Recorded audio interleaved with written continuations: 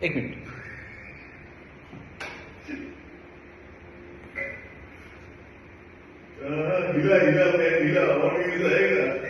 पहले तो blue light चला.